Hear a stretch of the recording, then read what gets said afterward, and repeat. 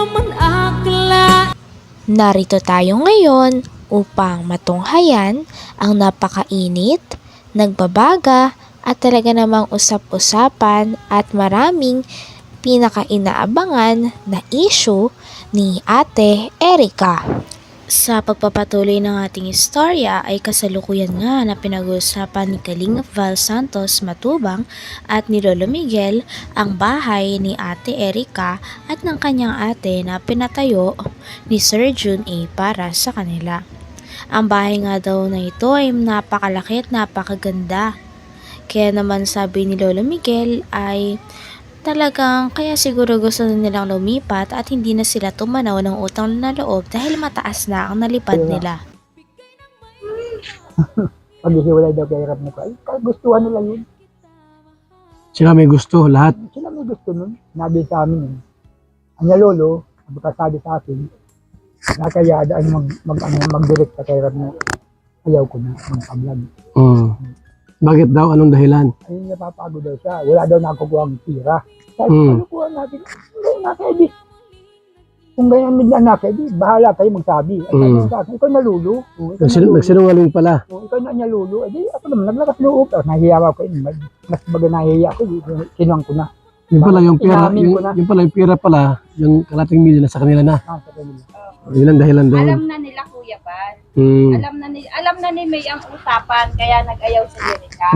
Yun talagang, ang, ibig sabihin talaga, ang pera ang target nila. Hindi naman sila sa amin nagsasabi na binibigyan sila pag nagagawa sila yung Yung bahay ba nila, nakita mo? ginagawa. Nakita ko po Ngayon. ginagawa pa. Malaki ba yung bahay na yan? Maganda daw po. Maganda po sabi ni Papa. Si Papa. Maganda kuya, maganda po. Ano noon, nagpunta sukat. Maganda, malaki. 21 yun. Malaki. Maganda. Ang kalahati nun, may silong. Pinabuhos ko. Buhos. Tapos taas ko. Okay. 2 kwarto, 2 kubita. May kwan po yun, hindi sapa yung ganun. At maliit nga yung luti. Pinapluring ko po pa ganun, parang balkonahe. Yung bang bahay na yun, kaya nung pira yun? Sabi mo nga po sa matanda. Hindi sa lovers. Hindi po yun. Sabi nga po nag-aambi na naman eh. Hindi pa kayo. Hindi sa kanila, kay Jun talaga yon. Yun po yun. Yung tulong na yon. Magkano inabot nung bahay nila? Kung po yun, baka kung mahigit 2 milyon. 2 milyon? Ba malaki-laki no? May silong eh. Ang baka lang eh. Pang ilalim ay talagang solid. Yung pira na yun, talagang walang ibang tumulong si Jun lang. Yun lang. Wala doon ang lovers. Nung mayari na lang, yung yari na yun sa kag-update yung ilalim. At kung walang binibigay. Wala naman. May binigay siguro kung nakay sila. Kung paano? Pero sabi yung ilalim nga, nagbigay. Nasa bulsa nila. Okay. Hindi man yung magpapa ng ilalim kung wala ibinigay. Kaya Bakit sila sira sa lovers? Akala ko pagkakampi sila. Hanggang ngayon pala ay nasasaktan pa rin si Lolo Miguel dahil nagawang sabihin ni Ate Erica at ng kanyang ate ang mga masasamang salita sa kanilang lolo sa social media. Grabe nga at nagtatampo na baka hindi na nga daw umabot sa punto na kausapin pa ni Lolo Miguel si Ate Erica o ang kanyang mga apo forever. Talagang napakasakit daw talaga ng kanyang damdamin at hindi niya matanggap na nilapastangin daw siya ng kanyang mga apo pagkatapos niya itong alagaan, bihisan, paaralin at buhayin ng ilang taon hanggang sa magkaisip na sila. kaya sila ang hambugin talaga. Nasa kanila Ang bihira, ano? kabutugan. Masap lang yun.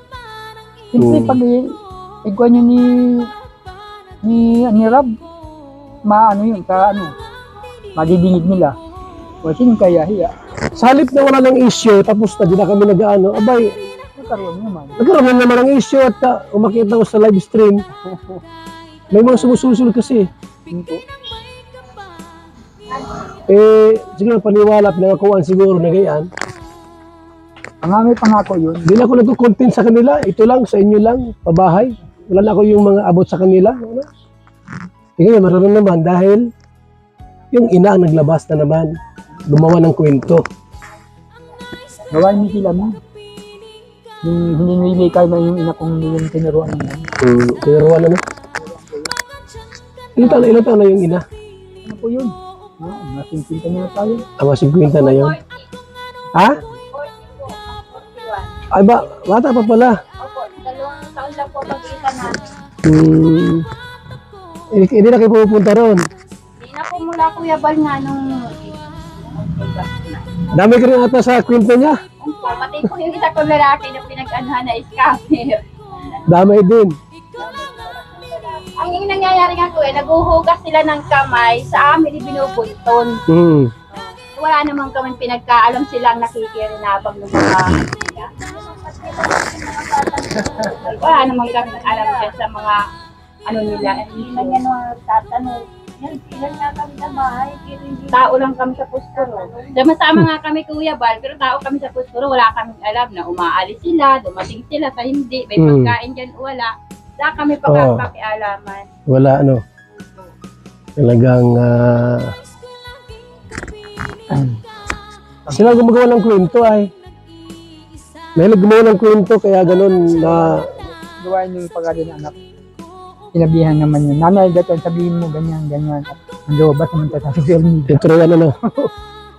Ngayon naman, hindi nila alam, hindi nila inisip na kalukuhan yung ginagawa lang yun. Sila ang makapahiya. Kaya nga ni. Pati kayo damay din. Lahat idamay. Pati yung mga kapatid niya. Dinadama. Talagang may plano nga ata sila Ate Erica at ang kanyang ate na magdemanda kay Lola Miguel dahil sa mga statement at pa-interview nito kay Kalingap Val Santos Matubang. Sabi naman ni Kalingap Val na ready daw silang tapatan nito at kung gusto nilang magdemanda ay dapat sa legal na paraan at sa paraan kung saan talagang masusolve ang problem na kanilang kinakaharap. Actor kasi nakikita sa kanya napapanood doon. Kung wala bang ganun, di ba siya magsasalita? Di ba? Gagawa ka ng kwento? Di ba pwede yun? Nalimutan ko lang yung, anong pangalan yung nagkusumbungan na yun? Anong pangalan? Nagkusumbungan ba ni Gina? Ay, kilala sila. Reaction. Wala yun. Kawawa sila doon, lalo sila mga pasama. Wala mong magawa yun? Walang magawa sila. Kaya sila lang napapasama din. Kawawa naman silang gano'n at talagang nagpapadala sila sa gano'n ay. Naintindihan na kasamaan yung magagawa nila. Panluluto. Mas ibigay ng sira. Hindi daw ni Tiso daw. Bigat. Dapat kung may reklamo sila, idemanda nila. Oo, idemanda nila. Huwag yung kay Tulpo. Anong magawa ni Tulpo dyan? Di ba yan hukum? Bubuklat lang ang Kahit man yan, sila ang kaya-hiya dyan. Kaya naman nasabi ni Gina yun, yung anak ko, hindi mo binibigyan ng pera na dyan. walang alam. Walang alam. Wala, kaya kawawa nga si yung anak mo.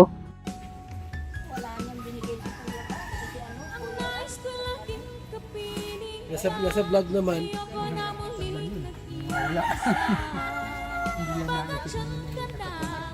Ka-vlog. Kaya pag ano tayo, yung Kakatid nga po yung lahat. Bali, na po niya, 20. buot, kailangan mabili pa ako ng kahoy. Kasi ibang gagawa na, pag natapos na yung blocks, iba na magbubong yun. Iba na kasi, yun, bakal ang ibang grupo na naman. Process bakal. Kasi pagka yung kahoy, madali magulo. O sino yung apurin yan? Sino ba dyan? Apurin yan? Ayun. Anak nito?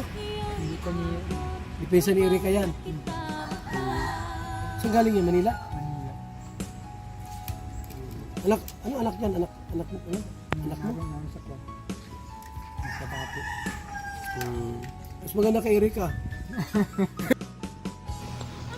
Hanggang dito na lamang muna ang ating napakainit, nagbabaga, pinakainaabangan at usap-usapan na latest issue ni Ate Erica. Maraming salamat sa inyong panonood. Hanggang sa muli. Bye!